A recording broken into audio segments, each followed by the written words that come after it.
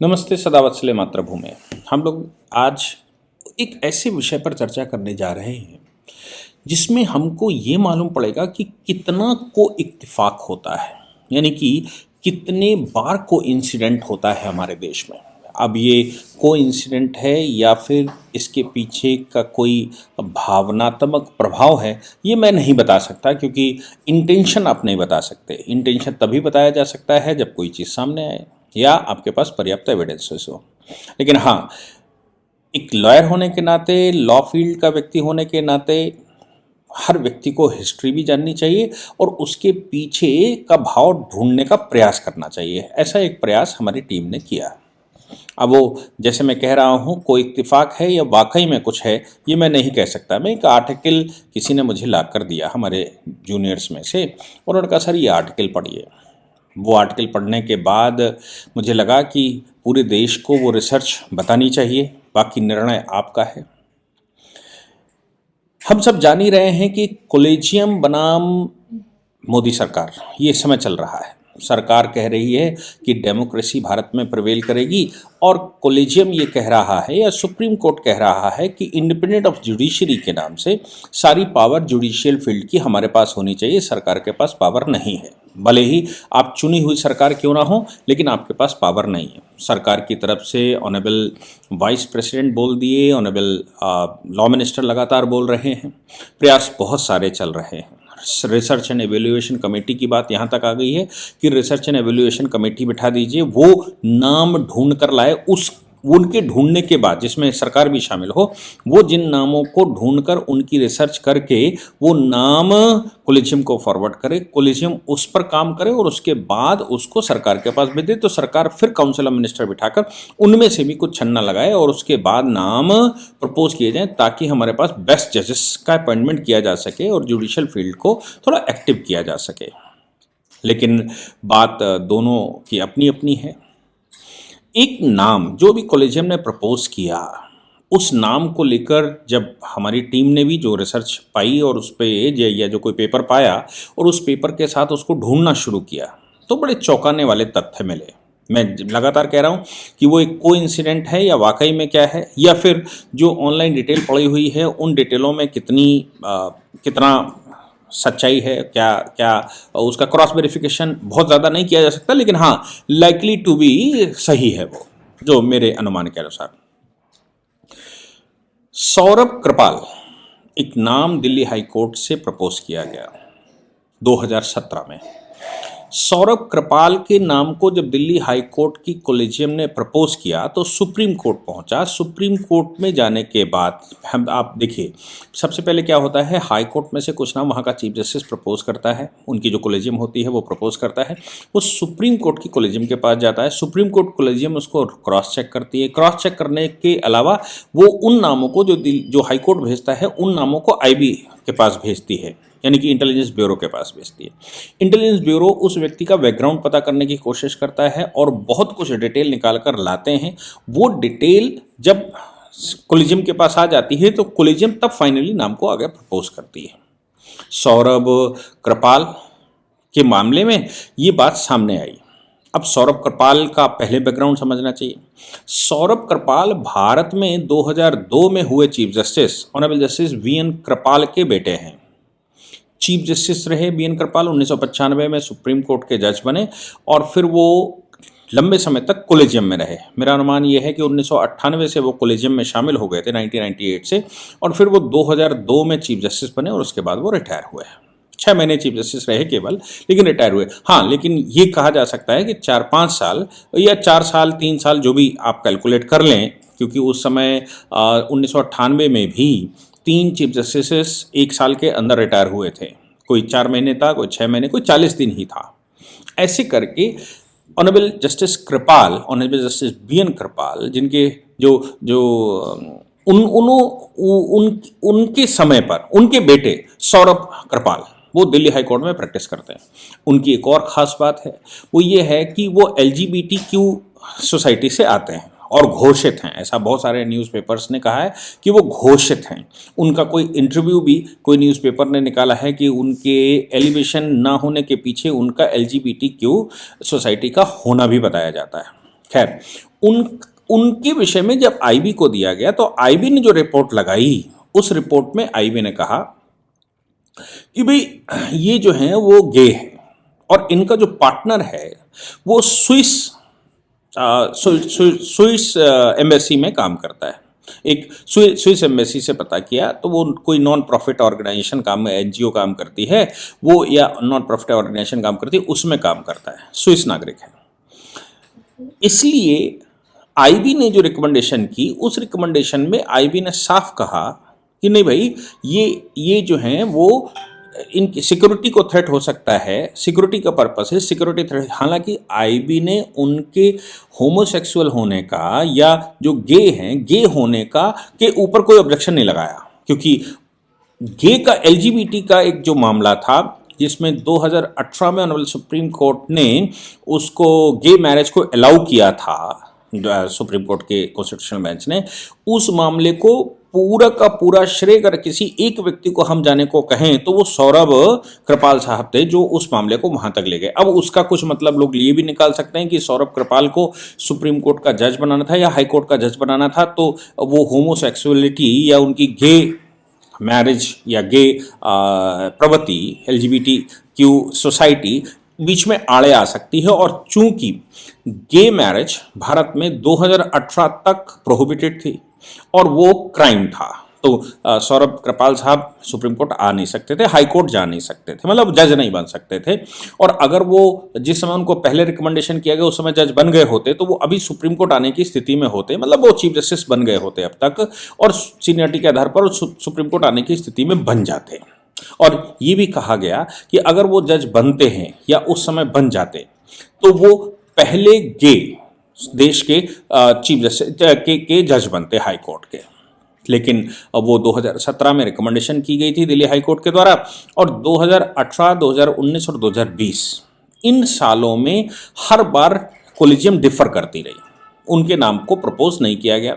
फिर जब honourable justice Bobde बैठे तो उन्होंने केंद्र सरकार से पूछा कि भाई सौरभ कृपाल के नाम पर हमें और क्लैरिटी चाहिए।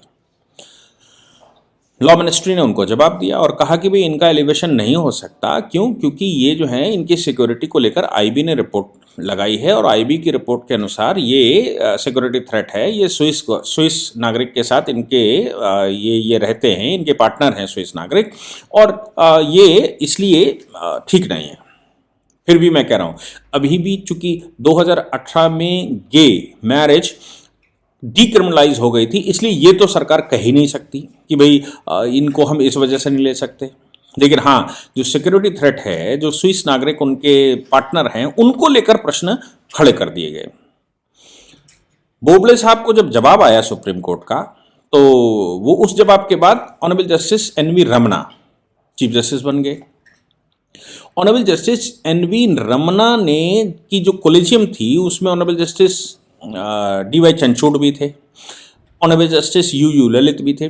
इन्होंने नाम प्रपोज कर दिया, यानी कि आईबी के द्वारा जो प्रश्न खड़े किए गए थे, केंद्र ने जो नाम रिजेक्ट कर दिया था, और उससे पहले उनका नाम आ नहीं सकता था क्योंकि गे मैरिज जो है वो क्रिमिनल एक्ट हुआ करता था, तो उसको डीक्रिमिनलाइज किया गया 2018 में सुप्रीम कोर्ट के द्वारा, मतलब एक केस में जिसका नेतृत्व, उस केस का नेतृत्व भी सौरभ कृपाल साहब कर रहे थे, जो ऑनरेबल जस्टिस कृपाल के बेटे हैं, बीएन कृपाल के बेटे हैं।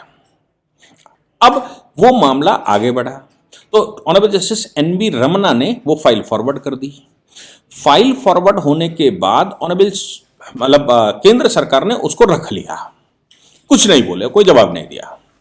बाद में सुप्रीम कोर्ट में वो पिटीशन हम सब जान ही रहे हैं, एडवोकेट एसोसिएशन की पिटीशन पर बेंच ने केंद्र से कह दिया कि नहीं, आप बाइंडिंग है। तो केंद्र ने क्या किया, नाम जो कुछ जो उनको एलिवेट करने थे वो कर दिए और बाकी के वापस कर दिए। उसमें सौरभ कृपाल का नाम वापस आ गया। अच्छा, इस समय ये जो प्रक्रिया चल रही थी, जब ये सब नाम शाम ऊपर जा रहे थे, इसी दौरान सौरभ कृपाल साहब को दिल्ली हाई कोर्ट ने सीनियर एडवोकेट डेजिग्नेट कर दिया। सीनियर एडवोकेट डेजिग्नेट कैसे होते हैं मैं आपको बताता हूँ। हाई कोर्ट या सुप्रीम कोर्ट की बेंचें बैठती हैं और जजेस की मीटिंग होती है। उस मीटिंग में वो सीनियर एडवोकेट डिक्लेयर कर देते हैं कि भाई ये आदमी की प्रैक्टिस बहुत अच्छी है हमारी अदालतों में, इसलिए इस व्यक्ति को सीनियर एडवोकेट घोषित किया जा सकता है। तो ऐसे सीनियर एडवोकेट घोषित हो जाते हैं, मतलब डेजिग्नेटेड होता है। सीनियर एडवोकेट उस आधार पर नहीं होता, लोग किसी को भी बोलते हैं उम्र के आधार पर सीनियर एडवोकेट हैं, ऐसा नहीं होता। सीनियर एडवोकेट हाई कोर्ट और सुप्रीम कोर्ट में डेजिग्नेट होता है, उसका यूनिफॉर्म अलग होता है, उसकी पहचान होती है। हाई कोर्ट सुप्रीम कोर्ट में जाएंगे तो पहचान लिए जाएंगे कि ये सीनियर एडवोकेट है। सीनियर एडवोकेट क्लाइंट से बात नहीं करता, ये रूल्स में है। क्लाइंट से जूनियर ही बात करेगा। सीनियर एडवोकेट केवल आर्गुइंग काउंसिल होता है, उसका वकालतनामा भी नहीं लगता। ऐसे सीनियर एडवोकेट घोषित कर दिए कृपाल साहब को। सीनियर एडवोकेट घोषित करके उनका ओहदा और बढ़ा दिया, वजन और आ गया।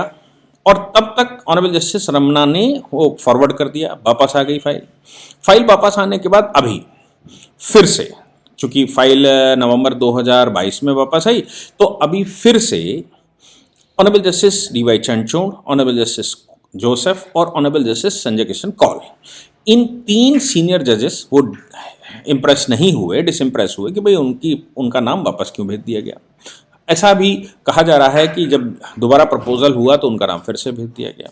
अब देखिए, इसमें कोइंसिडेंट की मैं बात बताता हूं। कोइंसिडेंट क्या है? ऑनरेबल जस्टिस BN कृपाल 1979 में जज हुए, पहली बार। जज से मतलब है पहला एलिवेशन।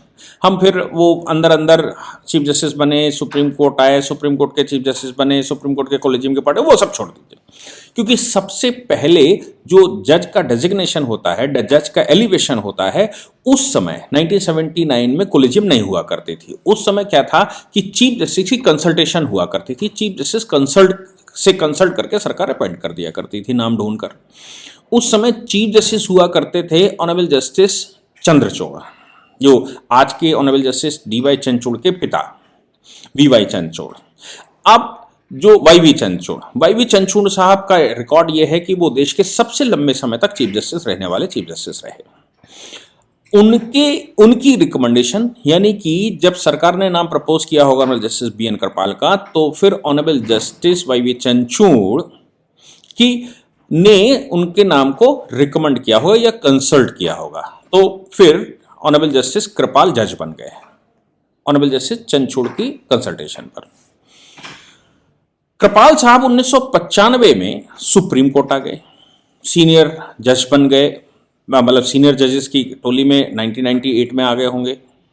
चूंकि 1998 के बाद उनसे पहले जब वो चीफ जस्टिस हुए 2002 में, उनसे पहले केवल 2 चीफ जस्टिस हुए हैं। इसका मतलब ये साफ है कि 5 जजों की कॉलेजियम में चीफ जस्टिस अगर इंक्लूड किया जाता है तो 5 जजेस की कॉलेजियम में 4 सीनियर जजेस रहते हैं। 4 सीनियर जजेस में ऑनरेबल जस्टिस BN कृपाल कॉलेजियम के पार्ट बन गए थे। अब दूसरा कोइंसिडेंट मानते हैं, देखो ये तो ऑनरेबल जस्टिस चंद्रचूड़ जो चीफ जस्टिस रहे, उनकी रिकमेंडेशन पे ये आ गए, और BN कृपाल साहब 2002 में रिटायर हो गए थे, 6 महीने के लिए चीफ जस्टिस रहे। उनके कॉलेजियम में रहते हुए, जब वो कॉलेजियम में थे, उसी दौरान, समझिए, उसी दौरान ऑनरेबल जस्टिस बोबड़े, जिन्होंने सुप्रीम कोर्ट से मतलब 4 साल फाइल अटकने के बाद, 4 साल तक फाइल अटकी रही 2017 से लेकर, और IB की रिपोर्ट निगेटिव जाती रही उनके खिलाफ, पॉजिटिव जाती रही उनके खिलाफ, तो फिर कॉलेजियम डिफर होती रही। ऑनरेबल जस्टिस बोबड़े ने उनके बारे में क्लैरिटी मांगी। ऑनरेबल जस्टिस बोबड़े का अपॉइंटमेंट 2000 का है, जिस समय ऑनरेबल जस्टिस कृपाल कॉलेजियम के पार्ट थे। फिर ऑनरेबल जस्टिस रमना, जिन्होंने फाइल भेजी, रिकमेंड किया, तो ऑनरेबल जस्टिस रमना ने जब भेजी तो वो भी तभी एलिवेट हुए थे जज के रूप में जिस समय ऑनरेबल जस्टिस BN कृपाल कॉलेजियम के पार्ट थे। अब वो फाइल वापस आ गई। वापस आने के बाद ऑनरेबल जस्टिस चंद्रचूड़, जो आज के honourable justice DY Chandrachud, honourable justice Sanjay Kishan Kaul, honourable justice KM Joseph थोड़े बाद के हैं, लेकिन ज़्यादातर का एलिवेशन 2000 का है, मतलब 2000 में एलिवेट हुए, 2000 में हुआ, कोई 2001 में हुआ। और वो एलिवेशन उस समय का हम ये मान कर चलें कि केंद्र में जो कॉलेजियम बैठी हुई थी, उस कॉलेजियम में ऑनरेबल जस्टिस BN कृपाल उस समय कॉलेजियम के सीनियर मोस्ट मेंबर थे। उसके बाद वो चीफ जस्टिस हो गए, जिनके समय पर इन जजेस का एलिवेशन हुआ, यानी कि उनकी कॉलेजियम जब रिकमेंड कर रही हो तो कॉलेजियम के पार्ट थे और इनका एलिवेशन हो गया। ये लोग जब सुप्रीम कोर्ट आई, ये वो 2000 का बैच है लगभग, इनमें से 2 जजेस तो 29 मार्च 2000 को अपॉइंट हुए हैं, जो इस समय की बात चल रही। तो आप समझिए कि जब ये जजेस का नाम आया, मतलब ये लोग सुप्रीम कोर्ट पहुंच गए, तो फिर कोइंसिडेंट ये भी है कि ऑनरेबल जस्टिस बीएन कृपाल, जिनका अपॉइंटमेंट ऑनरेबल जस्टिस चंद्रचूड़ के समय पर हुआ, ऑनरेबल जस्टिस कृपाल जब कॉलेजियम में थे तब ऑनरेबल जस्टिस डीवाई चंद्रचूड़ का एलिवेशन हुआ, और डीवाई चंद्रचूड़ जब सुप्रीम कोर्ट पहुंचे और चीफ जस्टिस बने या कॉलेजियम में आए, तब उसी समय पर ऑनरेबल जस्टिस जोसेफ के, ऑनरेबल जस्टिस कृपाल के बेटे सौरभ कृपाल, जो कि घोषित गे हैं और वो एलजीबीटी कम्युनिटी के हैं, ऐसा मतलब तमाम तरह की मीडिया रिपोर्ट्स कहती हैं। अगर मैं गलत हूं तो मैं उसके लिए माफी भी मांगता हूं। और उनके अपने बयान के लिए ऐसा कहा जा रहा है कि उनका अपना बयान था। उनका एलिवेशन के लिए सुप्रीम कोर्ट इस समय कटिबद्ध है कि उनका एलिवेशन होना चाहिए, ऑनरेबल जस्टिस बीएन कृपाल के बेटे हैं। अब ये कोइंसिडेंट है कि ऑनरेबल जस्टिस चंद्रचूड़ के समय पर बीएन कृपाल हुए, फिर बीएन कृपाल के समय पर ऑनरेबल जस्टिस डीवाई चंद्रचूड़ हुए, ऑनरेबल जस्टिस संजय किशन कौल हुए, ऑनरेबल जस्टिस रमना हुए, ऑनरेबल जस्टिस बोबड़े हुए। ये इंसिडेंट माने कि को इंसिडेंट माने, मैं इसको नहीं बता सकता, लेकिन हाँ, सौरभ कृपाल साहब का एलिवेशन का इस समय बात आ रही। सौरभ कृपाल साहब से ये भी कहा गया, लोगों ने पूछा कि भी, या मीडिया ने पूछा कि साहब आपके नाम का एलिवेशन रिजेक्ट कर दिया गया है, बार बार आपको वो मना कर रही है कॉलेजियम, क्योंकि कॉलेजियम लगातार 2018 से लेकर और 2020 तक डिफर करती रही, यानी कि कॉलेजियम ने ही रिकमेंडेशन नहीं की। कॉलेजियम में बात रखी गई, उनका नाम बार बार रखा गया, लेकिन कॉलेजियम उस समय डिफर करती रही। लेकिन उसके बाद जस्टिस बोबड़े, जो कि बीएन कृपाल साहब के टाइम के हैं, की कॉलेजियम के हैं, उन्होंने क्लैरिफिकेशन मांगा। ऑनरेबल जस्टिस रमना ने क्लैरिफिकेशन मांगा, क्योंकि वो भी उसी बैच से आते हैं, उसी समय के एलिवेशन है उनका। और फिर उसके बाद ऑनरेबल जस्टिस डीवाई चंद्रचूड़ उनके नाम को प्रपोज करना चाहते हैं। ये इंसिडेंट है, कोइंसिडेंट है, या महा इंसिडेंट है, या इत्तिफाक है, मैं नहीं जानता, लेकिन हाँ, ये जरूर है। तो सौरभ कृपाल साहब ने साफ कहा, उन्होंने कहा कि नहीं, मैं अपनी कंसेंट को विड्रॉ नहीं करता, मुझे अवसर चाहिए, मैं देश की सेवा करना चाहता हूं, और ब्ला ब्ला ब्ला ब्ला ब्ला। क्या इसके पीछे की मंशा है, क्या इसके पीछे का भाव है, क्या ये कोइंसिडेंट है? उनकी योग्यता पर लोग कहते हैं कि कोई शक नहीं कर सकता, वो योग्य व्यक्ति हैं, लेकिन ये बहुत सारे कोइंसिडेंट, बहुत सारे प्रश्न भी खड़े करते हैं। जय हिंद, जय भारत, वंदे मातरम।